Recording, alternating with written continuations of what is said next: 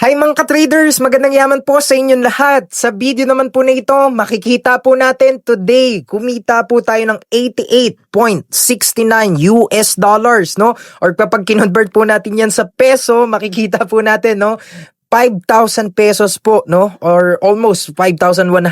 Ngayon, sa video po na ito, no? Ano bang date natin ngayon? Yan, no? September 9, 8 na po ng gabi.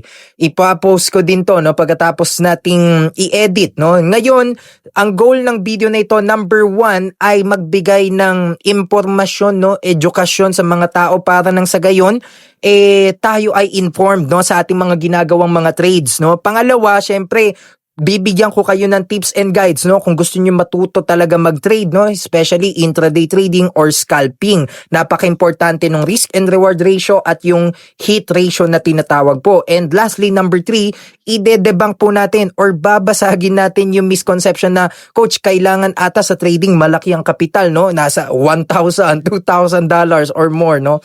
So pag-uusapan po natin yan. Pero again guys, bago tayo magsimula, no, let me have a big disclaimer na kung saan, yun nga po, no, hindi tayo hype, hindi tayo naghihikayat, no, gusto lang natin magbigay tayo ng insights, no, ng awareness and knowledge. Syempre, yung iba dyan, talagang baguhan sa trading, hindi nila alam yung mga kanilang ginagawa, no, sa pag-entry at pag-exit. Ang gusto natin po, yun tayo ay well-informed and prepared, no. And number 2, yan, by the way, no, kung gusto nyo mag-trade din sa Xnest, no, sa aking ginagamit na platform, ilalagay ko na lang dyan po yung link. Ayos ba yun? So kaya again, start na po tayo.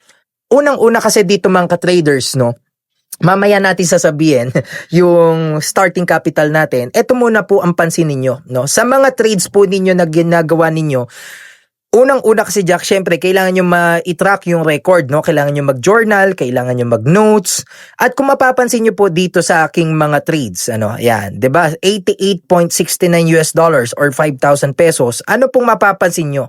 Unang-una, mas marami ang green or winning trades kaysa sa red or yung mga losing trades, no? Yung red. Napaka-importante po niyan. Yan po ang tinatawag natin na mga win rates, 'di ba? Yan po ang tinatawag natin na hit ratio.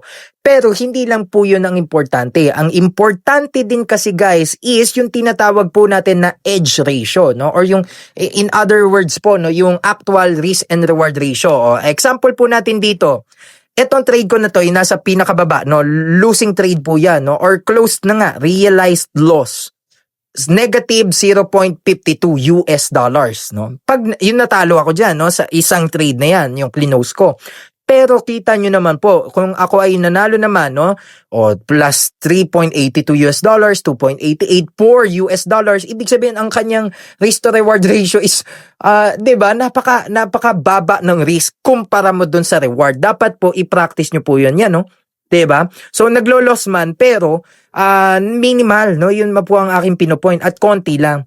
So yan po ang una yung papansinin sa inyong mga trades, no? Yung win rate po ninyo at syempre yung actual risk and reward ratio. Ibig sabihin yung tapos na actual, no? Kasi minsan pag pinaplano mo pa lang o ang gusto mo 1:2, 1:3, hindi naman siya nasusunod in actual 'di ba? Kasi nag-iiba-iba yung market conditions. Kaya ang importante, meron kang margin of safety at kailangan mai-record mo yan sa iyong tinatawag natin na journal, okay? So yan po ang una ngayon. 'Di ba? Ewan ko, baka mabigla kayo, no? Ang aking starting capital po dito kanina, okay?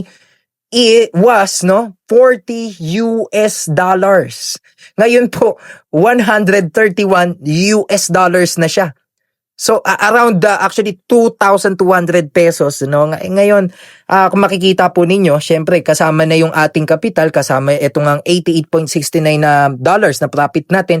O yan po ang aking real balance sa real account, 131.36 US dollars, no. So actually lagpas doble, triple, no, yung ating ginawang record, no, sa ngayon. So hindi ko sinasabi again na ito ay madalian, mabilisan, no? Meron po itong tamang sistema, meron po itong tamang proseso at syempre guidance and knowledge, no? Dahil kung matagal ka na sa market, mapapansin mo niya, for example, yung mga market structure, no? Kasi ako nag-sell short ako dito. By the way, gagawa natin ng part 2 itong video na ito. Okay? So yung part 2 sa computer ko na kung paano natin na-analyze sa technical analysis natin yan. Ngayon, binibigay ko lang sa inyo yung overview. No? Kasi nga, for example, dito may nakikita tayong level no, of supply dito. No? Makikita natin, may resistance dyan basically. So tayo nagse-sell short. No? Nag-sell short tayo dito, bumulusok pababa. Umangat siya ulit, no? Nag-retest ang tawag doon, and then bumaba siya ulit, nag-sell short tayo doon, no? And dito rin actually, no? So, kaya again, yun po ang trading idea natin dyan behind it, no? Kung paano natin natatrade tong mga to. So, and mamaya nga, i-charting natin yan. Ngayon, ang aking capital po was 2,000 pesos only. Okay, ano pong ibig sabihin nun, no? Bakit ko ginagawa yun na mababa lang ang kapital? As if na ako nga ay simpleng, 'di ba, mamamayang Pilipino na halimbawa maliit lang ang kapital kasi nga yung iba misconception nila sa trading. Coach, kung magte-trade data ako, kung sa crypto man, sa forex, kung saan sa market, saan sa mga asset classes, kailangan ata 200, 500, no? $1,000 ang kailangan ko para makapagsimula, no? Para kumita ako ng malaki sa trading. Well, although it is an advantage, no? Clearly an advantage. Pero, syempre, importante pa rin yung talagang meron kang foundation, skills, knowledge, and discipline sa pagtatrade, no? Kasi sabihin na natin, diba may malaki kang kapital, hindi ka naman talaga marunong mag-trade or wala kang risk management and lalong-lalo na disiplina, wala pa rin yun. No, kung manalo man 'yon, sabi nga nila, tsamba lang, no, hulalisis. Pero ito pinapakita natin na kahit maliit lang ang kapital mo, no, coach, kaya ba kahit $200 or less than that, 'di ba? Kaya po, no? Basta syempre aralin mo muna, kailangan mo munang matuto, mag-practice or mag-training at syempre lalong-lalo na yung pag-execute ng tama at yung disiplina sa pag-execute doon, 'di ba? So kaya yun yung ating sinishare, no, na importante yung kapital, no, pero wag natin hayaan sarili natin na porket maliit lang hindi na tayo susubok, no, hindi na tayo magsisimula, no. So yan din ang tinuturo ko sa mga clients ko, no, sa mga tinuturuan natin, yung tamang paggabay, no, at 'di ba, pag-analyze sa market. Diba? Hindi ka lang basta mga beginners kasi, ito kapital ko, entry agad ako, yung iba all-in mentality, mahirap po yun. Kung wala kang risk management sa trading, at yun nga, lalo na maliit ang kapital mo, totoo naman yun, maliit lang, diba? Less than $100, mas malapit yung margin call, di ba? At mas malapit yung stop out. Mas madali ka ma-stop out. Mas mawawala ka na maaga sa laro, no?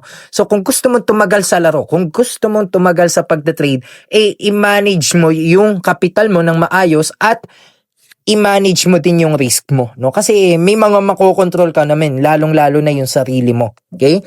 So, yung disiplina mo. Kaya again, sana marami kayong natutunan dito sa video na ito. No, grabe. $40 lang kanina, ngayon 131 So ayan nga, no, kung computing niyo na lang po.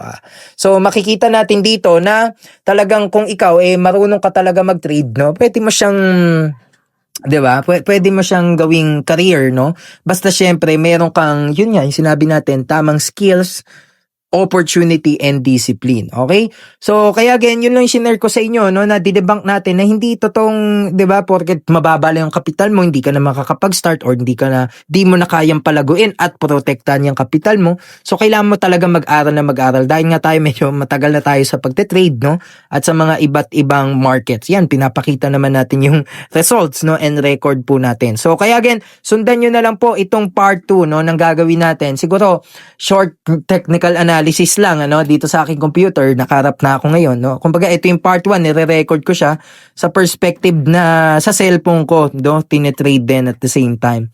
So kaya yun mga ka-traders, sana marami kayo natutunan, na educate kayo, na inspire kayo. So, kumbaga hindi rin para sa lahat ng trading, inaaral talaga muna yung bago mag-execute, no, magplano, at syempre kailangan disiplinado. So kaya yun lamang mga ka-traders, no? And follow for more contents like this. Let's go, guys. God bless you all.